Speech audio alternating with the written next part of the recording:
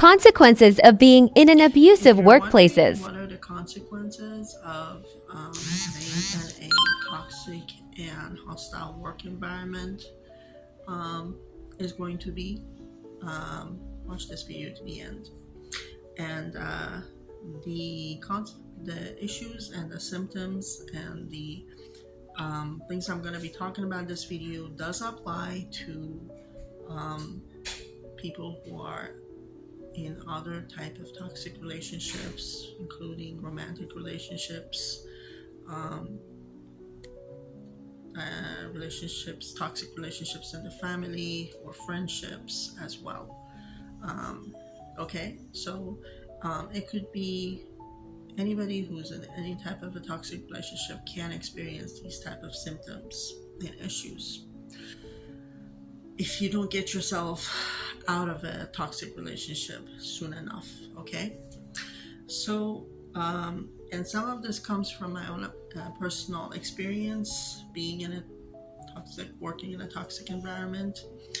um, Fortunately, at the time I realized how bad the situation has becoming, I had to make a choice between my life, because my life was on the line, um, and between that job, and that was when I decided to unplug from the whole system, because it was a group and network of people who, were working together actually to cause the situation, which was going on for about a few years for my particular case. So anyway, um, what I had experienced and I have heard other people experience are as follows.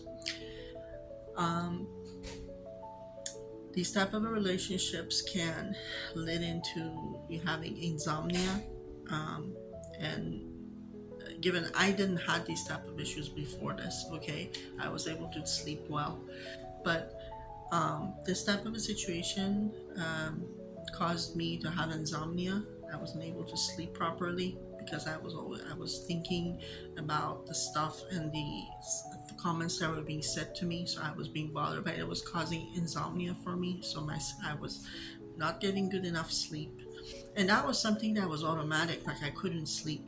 It wasn't.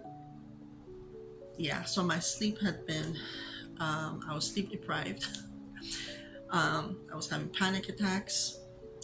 Um, and the panic attacks was becoming in such a way that it was causing literally my front of my head and my back of my head to hurt. Having panic attacks, vomiting, nausea, especially in the morning. um, I started having joint and muscle pain after a while, and that kind of concerned me, because and then I started looking up issues, because I thought first it would go away for a while. When you get cold, your muscles and your joints start to hurt, but this wasn't the case. This would not go away with Advil or stuff. So I started getting really concerned. What if I'm starting to have MS, fibromyalgia, or rheumatoid arthritis, or RA? And so some of the autoimmune, which are basically considered autoimmune diseases. So autoimmune diseases can come from severe stress, and the symptoms that I was having, which was a series of symptoms, not just muscle pain, was kind of leaning towards rheumatoid arthritis for me, for my particular case. Um, Hives. I was having hives, having breakouts all over. Hair loss. Um, and then I was having pulsated. My veins started pulsating in my calf and also in the back of my head, and I was afraid of having like an aneurysm, because when you get into these type of toxic abusive situations, it's even though you start being a good person, even in this whole story, you start building up resentment because of the uh, behavior that's coming towards you over time.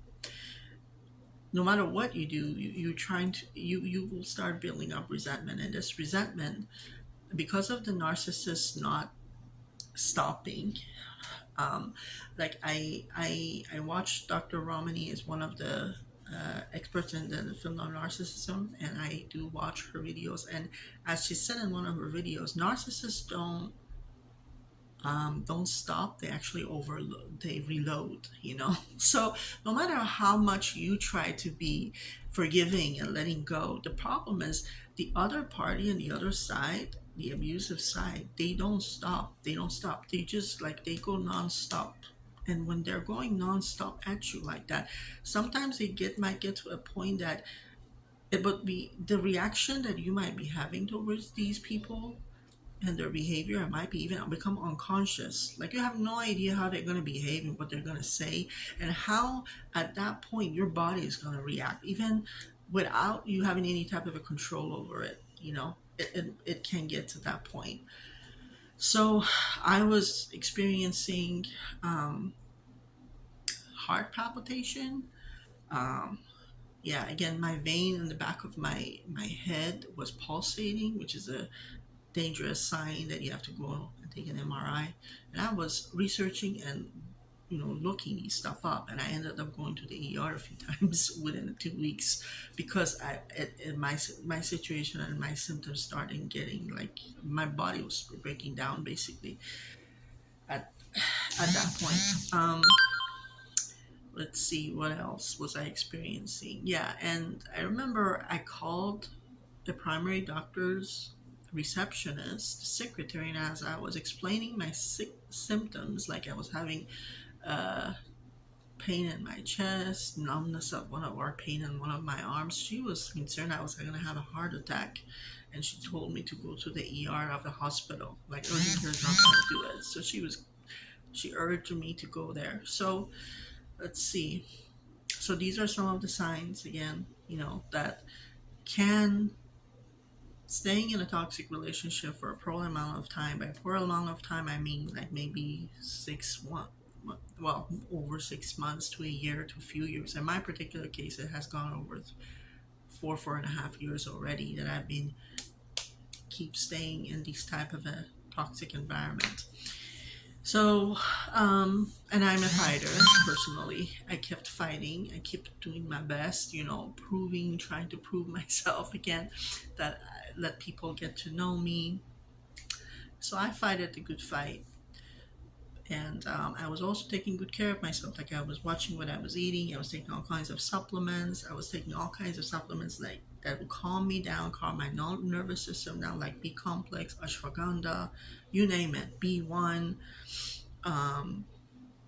Looking up stuff, making sure I do everything I can to help myself and help my nervous system, to be able to regulate at least what of all the pressure and all the unnecessary stuff, provided I was working so hard to stay on top of my game, and just keep fighting. But so anyway, guys, I think I did basically mention most. Oh, one more thing. And then when I enlarge, your thyroid could be affected too because of the high level of cortisol. Basically, when you get into these type of situations, you're in fight and flight, zone situation type of you're in fight and flight, and always your cortisol level basically increases, and it reaches a pretty high level. So and weight gain is another one of the side effects, consequences, because of your hormones and your cortisol level is going really high. So it affects you. Your hormones can be off balance too. So do not take it lightly. Please take good care of yourselves. And if the best thing to do at some of these situations is to go no contact and unplug yourself from a toxic environment, because your health, your mental health, and your physical health is the greatest gift you have in this life. So take good care of it. Okay? So until the next video, bye now.